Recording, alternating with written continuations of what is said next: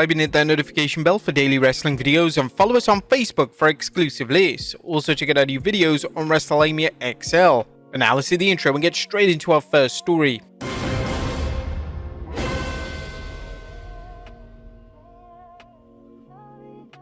Our first story looks at prayers for Jimmy Uso. A recent request from Rikishi has some fans concerned as the WWE Hall of Famer tweeted, "Dear God, for strength and health to continue Jimmy Uso, WWE Bloodline, Anoa'i Fatu, stay prayed for my boy Jonathan Fatu." Wrestling fans were understandably upset as Jimmy Uso has been off WWE TV, apparently selling the beating he took from Solo Sikoa and his version of the Bloodline. Speculation began that there may be something besides a storyline reason for Jimmy being off television. However, Fightful Selection Ross Sapp followed up Rikishi's tweet with this report. In following up with the people in WWE, they said that they've spoken to Jimmy Uso, who says he's fine. I don't have any further context beyond that. Now, we really hope that Jimmy Uso is okay, and we can't wait to see him back on WWE television. Next up, the potential reason behind disappointing Smackdown ratings. Why did the ratings for Smackdown's season premiere do less than expected? Ringside News discussed WrestleNomics' analysis of the premiere compared to its previous ratings when it aired on Fox. According to WrestleNomics, the September 13th edition of Friday Night SmackDown saw a decrease in viewership, attracting 1.723 million viewers, as the previous week's show received 1.77 million viewers. Moreover, the show achieved a 0.55 rating in the key 18 to 49 demo, an increase from the previous week's 0.45. Did SmackDown's move from Fox back to the USA Network hurt the ratings? Well, not according to Dave Meltzer, who commented on the Wrestling Observer Radio that the Blue Brand's last segment wasn't recorded.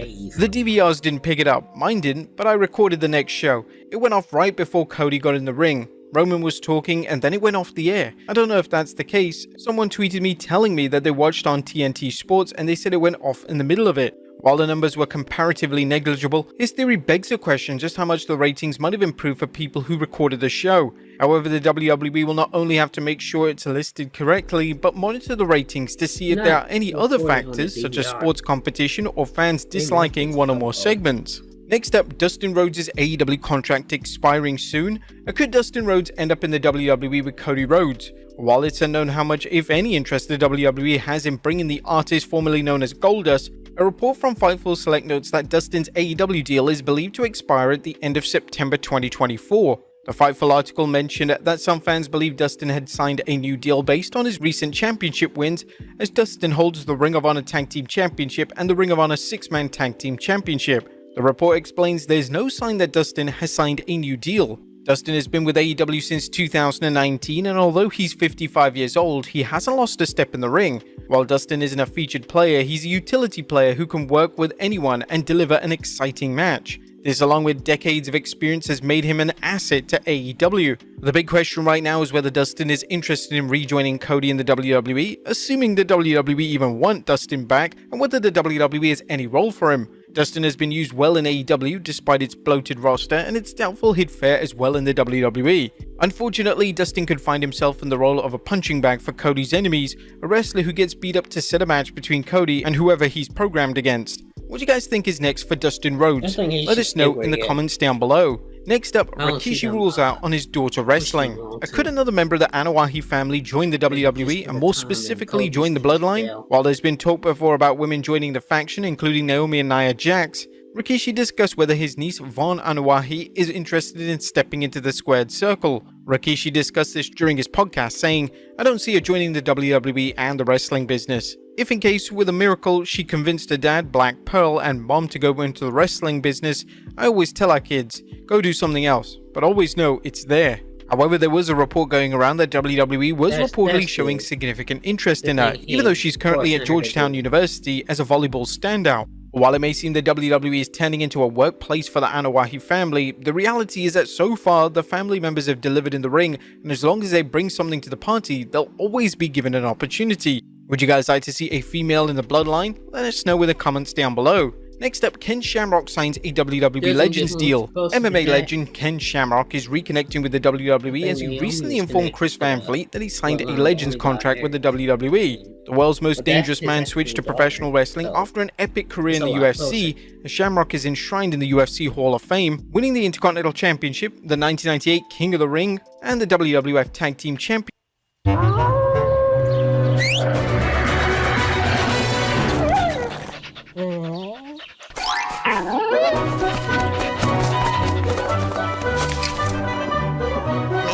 pillow gives you wings. One downside to being immortal, I can't play dead.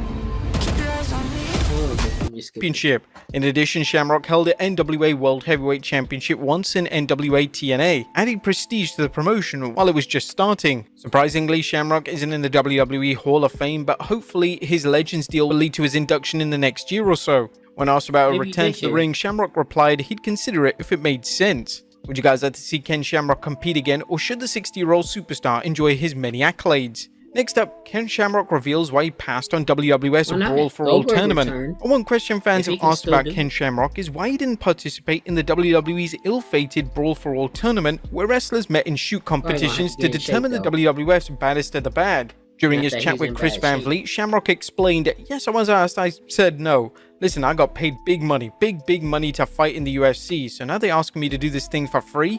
Listen, I think anybody that's been involved in pro wrestling understands how hard it is to gain trust in the locker room. If guys don't trust you, they're not going to work for you. They're not going to allow you to do things they feel they may get hurt with." Shamrock explained how the tournament could destroy the trust he established with his fellow wrestlers. "These guys got me to trust me in the ring with them, and then they asked me to fight. I'm like, so now I'm going to go in there and beat the hell out of these guys and then go back and say, hey, we're going to do a pro wrestling match. I just felt like it was kind of going against the grain of what I was trying to do there. I guess they were paying, I don't know how much it was, 50 grand or something if you want it." Shamrock also pointed out the prize for the tournament was $50,000 and not just worth the negatives involved. Do you think Shamrock would have even won the contest? Next up, a new female faction coming to AEW. Could AEW fans see a new female faction? According to a new report from PW Insider, AEW is considering forming a faction centered around female star Deonna Purrazzo. There's not much to the report, but it could be the jumpstart Deonna needs for her career. Purrazzo entered AEW in January this year, starting off strong with a program against timeless Toni Storm, only to fail in a bid for Storm's AEW Women's Championship. I don't care about AEW. Next up, Otis's heartfelt reunion. Current Raw superstar Otis has reunited with an old friend, stirring talk of a possible reunion in the WWE. No, we're not talking about the Alpha Academy's lovable Ox rekindling his well-received kayfabe romance with Mandy Rose, but his former Heavy Machinery tag team partner Tucker. Otis posted some photos of the two at the gym along with his caption, "Two hearts, one soul." 2020 was an awful year for Otis, as it started off strong with his romance with Mandy Rose and him capturing the Money in the Bank briefcase. Unfortunately, the WWE seemed to have no idea what to do with either storyline and split up Mandy and Otis by putting them on separate brands. Otis then lost his briefcase to The Miz, and just to add insult to injury, Tucker cost Otis the match, beginning a short and meaningless feud. Incredibly, Otis was able to re-establish himself as a star when he teamed with Chad Gable. Now, the WWE always seems ready to sign former WWE superstars, so do you think they'll ever bring Tucker back and reform Heavy Machinery, or is the WWE happy with Otis's role in Alpha Academy? And finally, Jeff Hardy tributes Bray Wyatt in the most awesome way. Last but not least, Jeff Hardy paid tribute to Bray Wyatt at a recent TNA taping, painting his face up to resemble Bray's evil alter ego, The Fiend. Fans took to social media to praise Jeff's gesture, another sign that Bray Wyatt's memory will live forever in the hearts and minds of fans and his fellow wrestlers. But there you have it, folks, the wildest news stories and rumors you need to know. Be sure to leave your comments. Taken out of context. Oh no. I don't care.